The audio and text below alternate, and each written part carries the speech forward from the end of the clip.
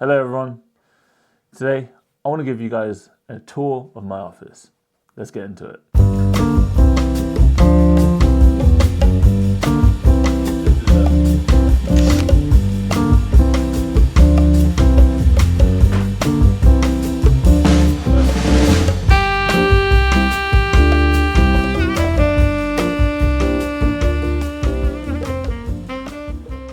So you can probably recognize this desk. It's the Jarvis desk. I went for the bamboo top.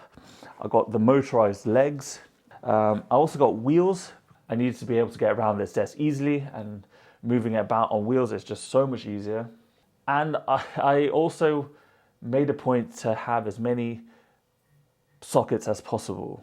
But I feel like I kind of went overkill because most of the time I do not need 1, 2, 3, 4, 5, 6, 7, 8 sockets. Because before I got this, the one thing that I was so frustrated about was charging batteries. And I was getting really frustrated with having to, wait to charge batteries. Do I need 8 sockets?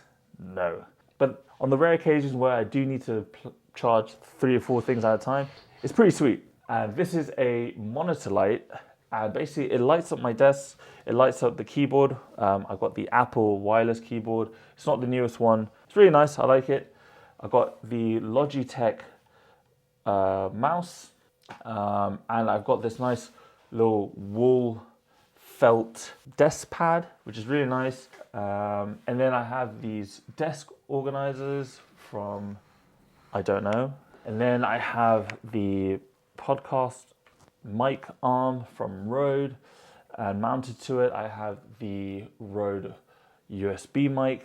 I would say that this monitor lamp is completely optional, like it's not necessary at all. It is nice to have at night, just to turn this on instead of turning on the entire room, because I don't know about you guys, but at night I like to have rooms as dark as possible. Just one light and no ceiling lights. That's like one of my rules. No ceiling lights. Only table lamps, floor lamps, no ceiling lights. In terms of my monitor, I've got a LG 27-inch 4K monitor. Can't remember the exact specs of it, but the reason why I got it is because it's big, it's bright, it's color accurate, well at least I think it is, and it's 4K.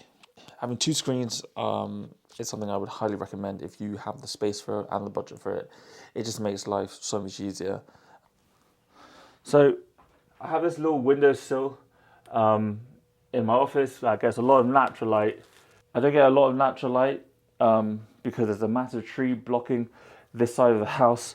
So the one spot in the house is this windowsill. And lately, in the past maybe 2 years, I've just kind of been obsessed with plants. And this coming year, 2024, I'm planning on growing like 32 different house plants from seed, mainly edible, mainly chilies and tomatoes. So this windowsill, which I painted this really nice sort of sage color, which again is in keeping with my color palette, gets a ton of natural light. And as you see, even like the little trays that they're on, which were really cheap, had to look nice. It had to be, it had to fit the aesthetic. And I really like these because they're really simple, really plain, but they're a really nice color. So this massive block, so this huge thing is sort of the pride of my office.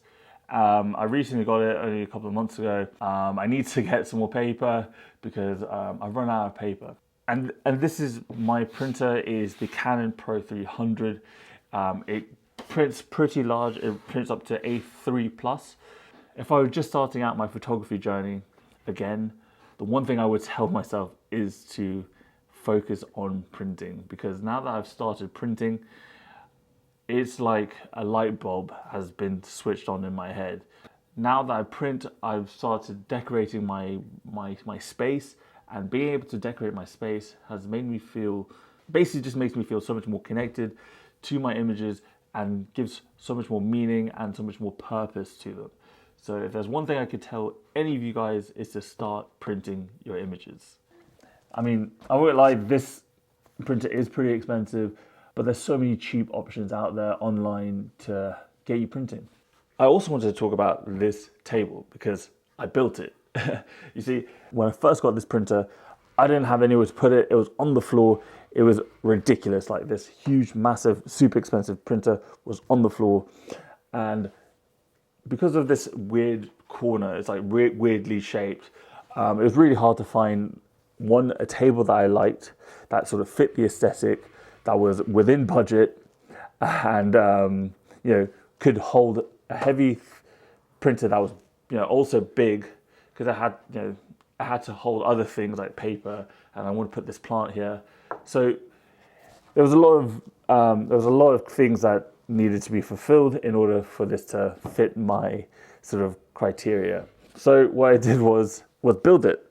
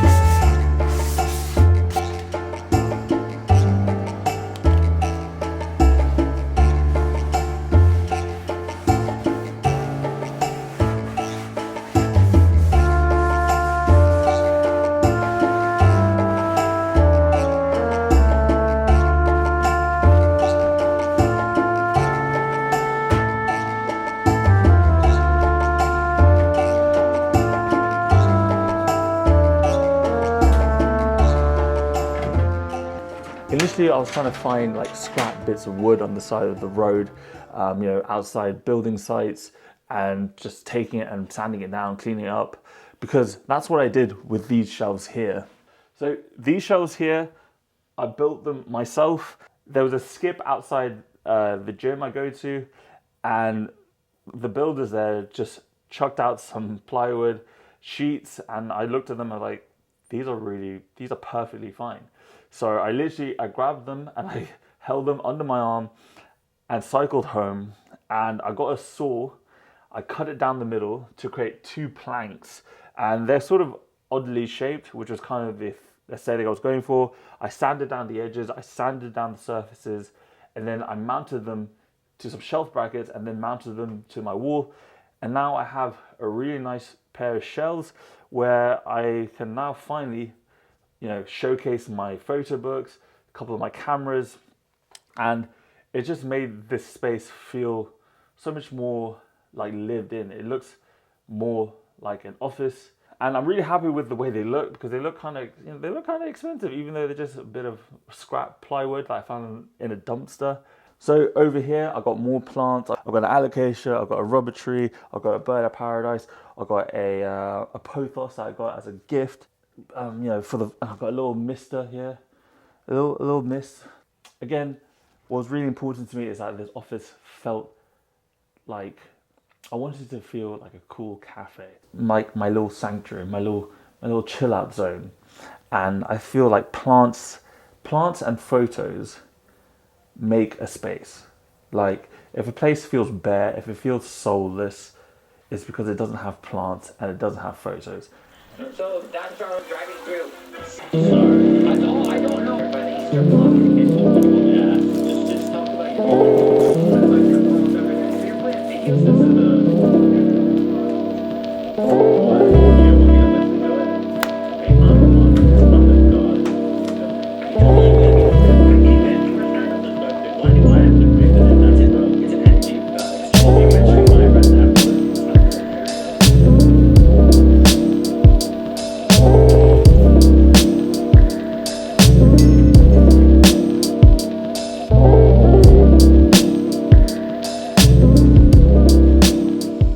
And now that I started printing, this place feels like my own, and it feels like it's me. Yeah, and this chair here is actually I can't remember where it's from, but it actually folds out. So when I have a guest over, they have somewhere to sleep. I must say that my office is by no means perfect. There are a few things that I need to sort of address, and that is this cupboard is terribly badly underutilized. It's just sort of, I just chuck a bunch of crap in there and just shove it in there and close the doors and forget about it. These shelves here as well are not optimized. I could be using the space way better. And also here and here, like it's a mess. I do want to have some sort of lights in there because at night, if you open there, you can't see a thing in there. And also because I have so many plugs and sockets on this table, I have a ton of cables underneath my table. I mean, I will warn you. Okay, I'm gonna show you what it looks like underneath. As you can see, it's an absolute nightmare. It's an absolute car crash. Doing it the way I did was like a cheap and dirty, fast and dirty way of just keeping all the cables, not neatly, but compact and out of the way. I'm happy with it because it is out of sight, out of mind. Anyway, that is my office. I hope you liked it. Maybe you saw something that you liked in this. Maybe you've seen, maybe this could help you build out your own office. Either way, let me know down in the comments. I'll see you all in the next one. Cheers.